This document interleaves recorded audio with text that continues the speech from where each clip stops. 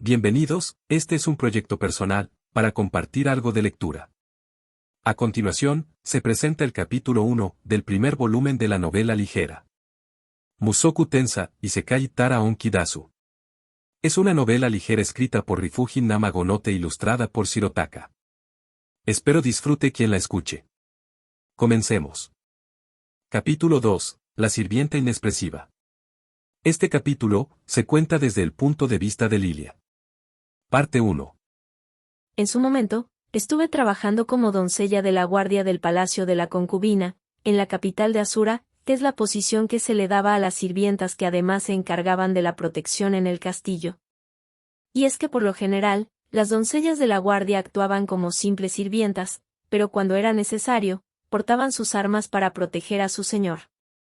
Lilia realizaba fielmente su labor, su trabajo como sirvienta nunca recibió queja, como guerrera, sin embargo, era sencillamente mediocre, motivo por el cual recibió una herida en la pierna por un asesino que atentó contra la recién nacida princesa. En un descuido, la espada corta del oponente consiguió herirla.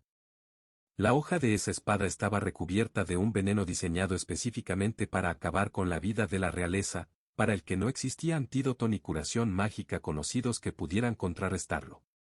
La herida fue tratada con urgencia, y Lilia sobrevivió gracias al esfuerzo de los médicos que experimentaron con varios métodos hasta curarla. Esto consiguió salvarla, pero el veneno le dejó secuelas.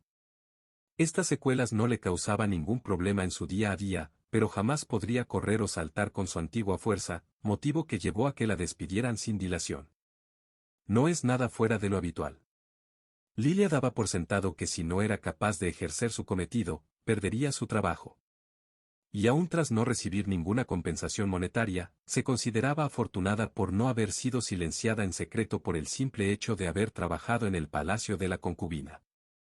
Aunque el miedo a que lo hicieran ahora, me hizo marchar de la capital, porque además, nunca supieron quién fue la persona tras el intento de asesinato, por lo que, habiendo entendido cómo hacían las cosas en el palacio, llegué a la conclusión de que existía la posibilidad de ser el próximo objetivo.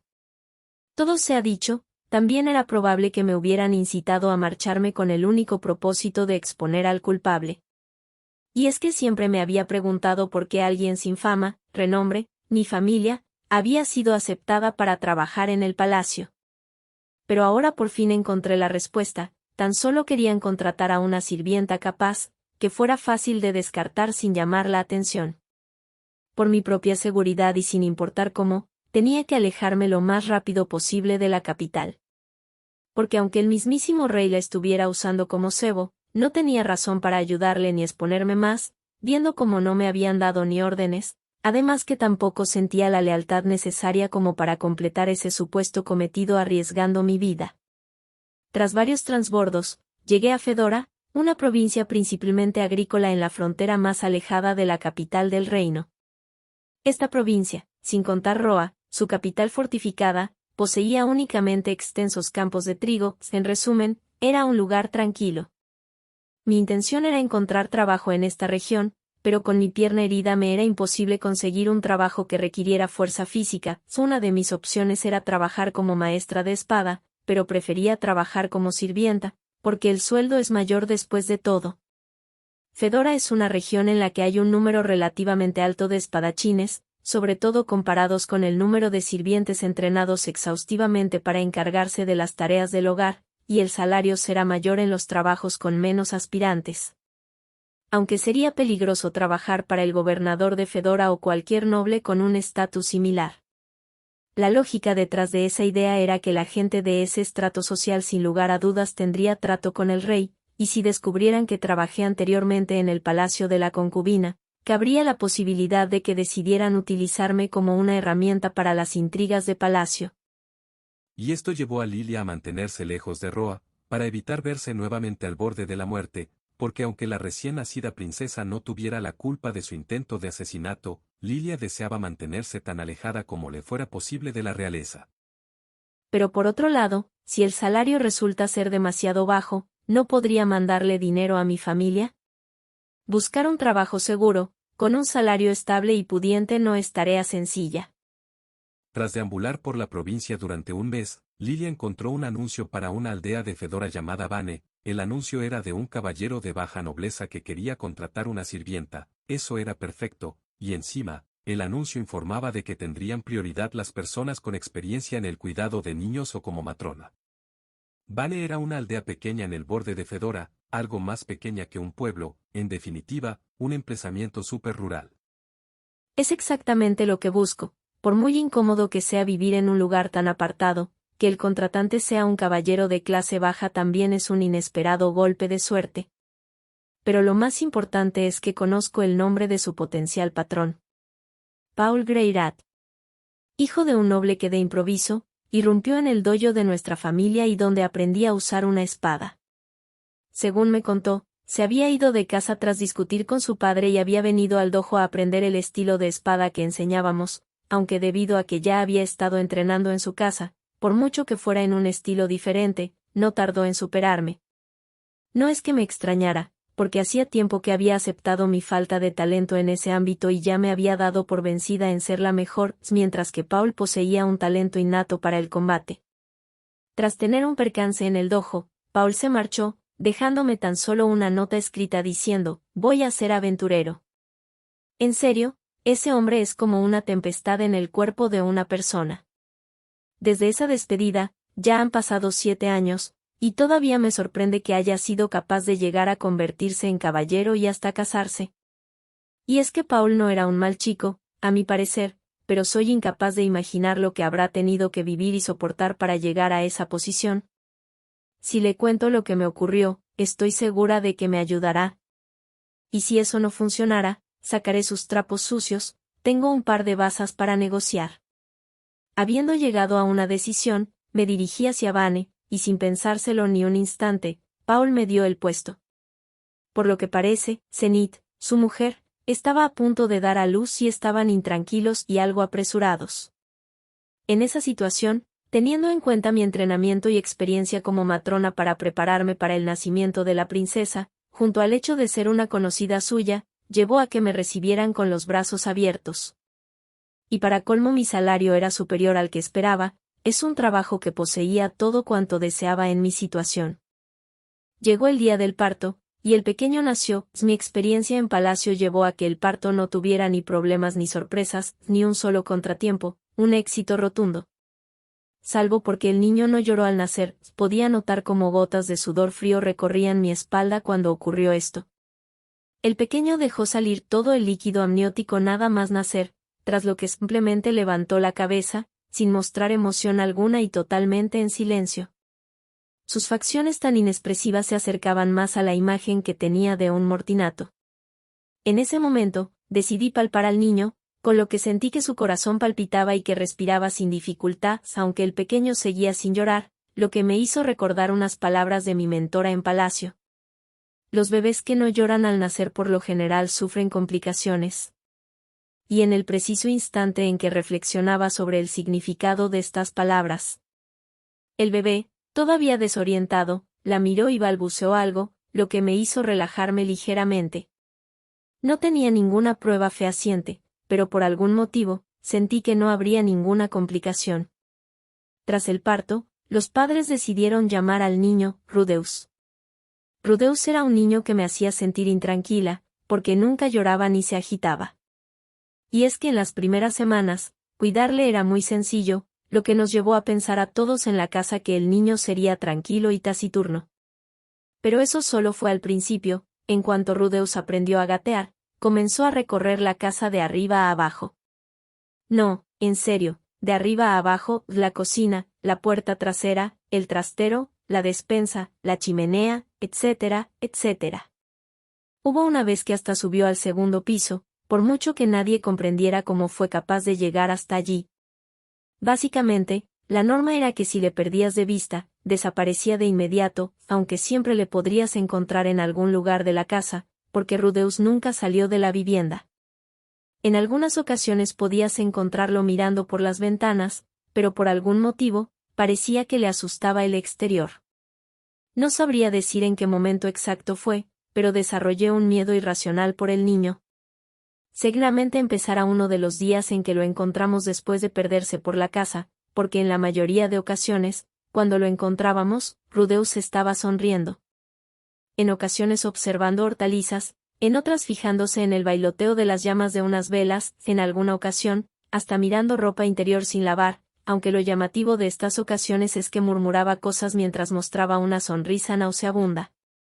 Era de esos tipos de sonrisa que asquea solo con verla, y es que cuando trabajé en el Palacio de la Concubina, hubo ocasiones en las que tuve que acudir al palacio principal, y los nobles de la más alta clase que encontré en ese lugar mostraban sonrisas similares.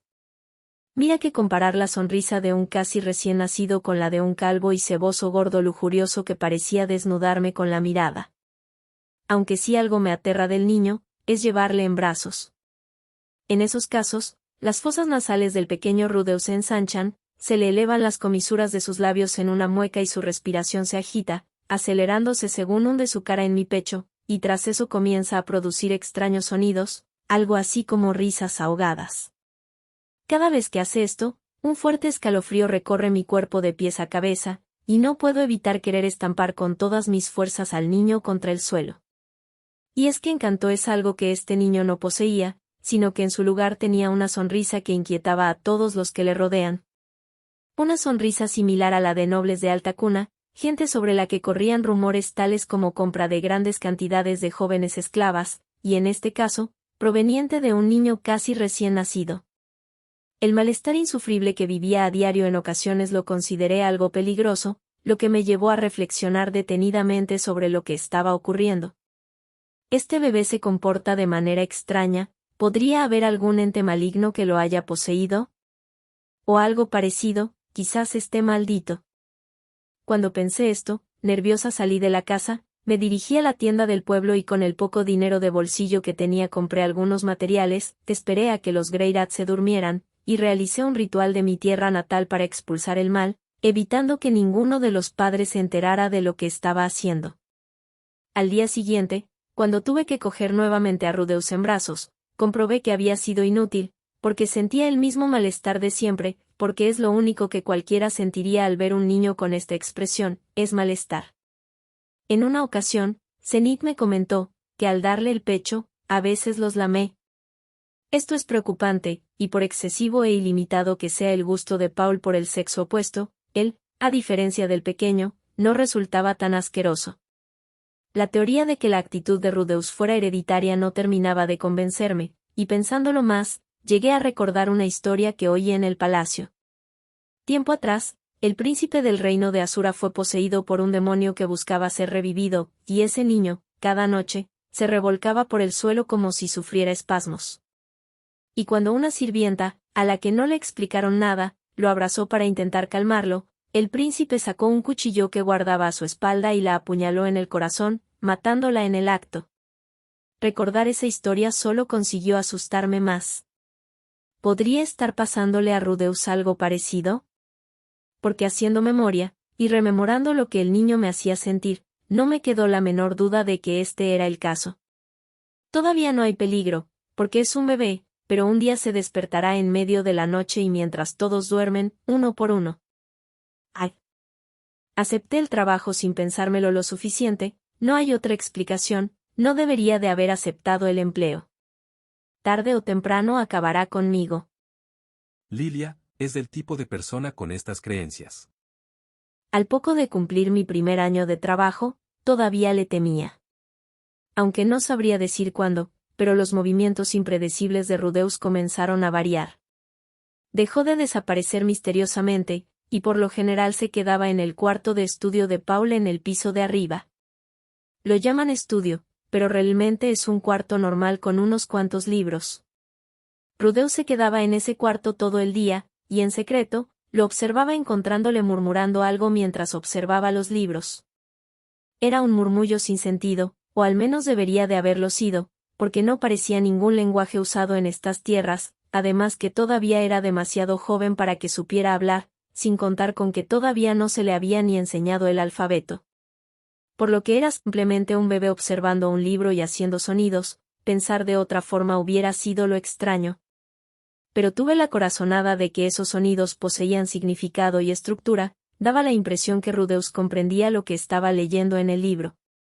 ¿Y eso le hacía todavía más terrorífico? Estas eran mis conclusiones cada vez que le observaba a escondidas por debajo de la puerta, pero lo extraño es que viéndole leer no sentía el malestar ni la repulsa que hasta ahora noté por el niño.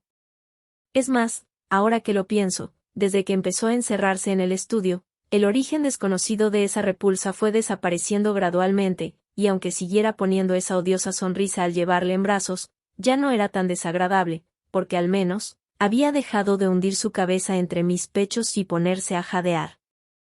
¿Qué es lo que me hizo temerle todo este tiempo? Últimamente, la única impresión que tengo del niño es que es sincero y aplicado, lo que me hace no querer interrumpirle cuando se encierra en el estudio, y parece que Zenith opina lo mismo. En resumen, tras llegar a este punto, decidí que darle espacio al niño era lo mejor, una idea completamente en contra del sentido común, ya que lo normal sería estar atenta de un niño que no tiene ni un año, pero en los últimos días, noto madurez en los ojos de Rudeus. Y es que meses atrás solo parecían los ojos de un acosador sexual, mientras que ahora podía vislumbrarse una voluntad inquebrantable y una ansia de conocimiento en su mirada. ¿Qué es lo que debería hacer? Por mucho que me hubieran enseñado a tratar con niños, mi experiencia no era tan vasta como me gustaría, y no era capaz de decidirme en esta situación, pero recordé unas palabras que no sabía exactamente si provenían de mi mentora del palacio o de mi madre. No existe una forma perfecta para educar a un niño. Y como al menos había dejado de sentir tanta repulsa, molestia o miedo por el niño, lo que decidí fue que lo mejor era no molestarle. Al menos para evitar que pudiera volver a cómo se comportaba anteriormente. Bueno, fin del capítulo 2, si llegaste hasta el final, espero lo hayas disfrutado, y si te rajas con un like, te suscribes, o si compartes, te agradeceré mucho. Entonces, esto fue Musoku Tensa Isekai Tara Onkidasu. Es una novela ligera escrita por Ryufuji Namagonote ilustrada por Shirotaka. Hasta el próximo capítulo. El libro de magia.